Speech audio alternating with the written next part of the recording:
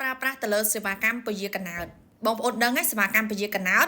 មានថ្នាំចាក់ថ្នាំលេបដាក់កងដៃកងស្បូននិងចងដៃស្បូនចាអញ្ចឹងនៅពេលដែលយើងប្រើប្រាស់ទៅលើសេវាកម្មពជាកណោតគឺមានន័យថាយើងប្រើប្រាស់ទៅលើអរម៉ូនចាយើងប្រើប្រាស់ទៅលើអរម៉ូនអញ្ចឹងវាប្រកាសជាមានការប៉ះទង្គិចទៅលើអរម៉ូនឬក៏មានការប្រែប្រួលទៅលើអរម៉ូនហ្នឹងចាដូចបងស្រីក៏បានសួរអញ្ចឹងអ្នកគ្រូចាក់ថ្នាំល្អអត់ខ្ញុំចាក់ថ្នាំអត់មករដូវសោះ2ឆ្នាំជាងហើយអញ្ចឹងបងប្អូនត្រូវទទួលស្គាល់ណាគឺនៅពេលដែលយើងប្រើសេវាកម្មពជាកណោតគឺវានឹងមានការប្រែប្រួលទៅលើអរម៉ូនដូចជាសេវាកម្មថ្នាំចាក់ឬក៏ដាក់កងដៃគឺអត់មករដូវទេចាគឺអត់មករដូវទេចាអញ្ចឹងបងប្អូនត្រូវដឹងពេលដែលយើងទៅប្រើសេវាកម្មពជាកណោតគឺឈ្មោះដែលនៅមណ្ឌលសុខភាពឬក៏មន្ទីរពេទ្យឬក៏តាម clinic មួយចំនួនគេប្រកាសជាពិគ្រោះប្រាប់យើងហីថាសេវាកម្មណាអត់មករដូវសេវាកម្មណាមករដូវចាដូចខ្ញុំជួបមួយអ្នកជំងឺអញ្ចឹងមុននឹងឲ្យគាត់ប្រើសេវាកម្មពជាកណោតខ្ញុំតែងតែពិគ្រោះមួយគាត់ហើយតែងតែណែនាំគាត់ហើយឲ្យគាត់ជ្រើសរើសឲ្យសមស្របទៅនឹងសុខភាពរបស់គាត់ចាហើយបងប្អូនត្រូវដឹងនៅពេលដែលបងប្អូនសម្រេចចិត្តប្រើសេវាកម្មពជាកណោតមិនថាសេវាកម្មពជាកណោតបែបណាទេចាត្រូវទទួលស្គាល់ថាវានឹងមានផលរំខានទៅលើរឿងមួយចំនួនដូចជា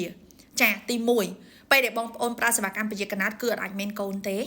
ចាទី2ពេលដែលបងប្អូនប្រើសេវាកម្មពជាកណោតគឺនឹងប្រែប្រួលទៅលើការមករដូវសេវាកម្មខ្លះអត់មករដូវសេវាកម្មខ្លះគឺមករដូវអាចរអាក់រអួលឬក៏ការមករដូវថយជាងមុនតិច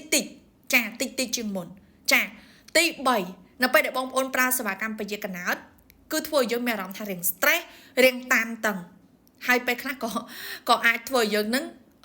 រៀងចាស់ជាងវ័យអ្នកខ្លះឡើងគីឡូទៀតចាអ្នកខ្លះស្គមខ្លាំងទៀតចាគឺវាប្រែប្រួលទៅលើរូបសម្រស់របស់យើងដែរចាហើយមួយវិញទៀត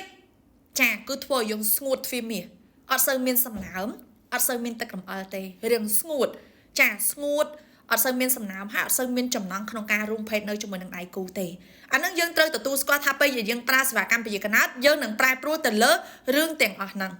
ចាយើងនឹងប្រែប្រួលអញ្ចឹងយើងសម្រេចចិត្តថាយើងគួរប្រើសេវាកម្មពជាកណោតសេវាកម្មមួយណាដែលសមស្របតែយើងទទួលយកអាការប្រែប្រួលនឹងបានអត់ឬក៏យើងប្រើសេវាកម្មពជាកណោតបែបធម្មជាតិដូចជាការប្រើស្រោមឬក៏ការពជាកណោតតាមប្រតិទិនតាមឈាមរដូវរបស់យើងអញ្ចឹងមុននឹងយើងសម្រេចចិត្តធ្វើគឺយើងត្រូវពិគ្រោះហើយមួយណាដែលយើងគិតថាវាសមស្របមួយសុខភាពរបស់ខ្លួនឯងអានឹងបានយើងអត់មានការព្រួយបារម្ភចាអត់មានការព្រួយបារម្ភហើយចាំបាច់បំផុតទៅពិនិត្យណាប្រើសេវាកម្មពជាកណោតមិនថាដាក់កងដៃកងស្បូនឬក៏ថ្នាំចាក់ថ្នាំលេបត្រូវតែពិនិត្យយ៉ាងហោចណាស់ឆែកសុខភាព3ខែ6ខែ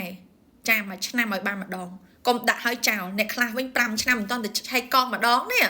ចាមានណាមានចាអញ្ចឹងបងប្អូនតាមដានសុខភាពរបស់ខ្លួនឯងបានល្អណាអរគុណ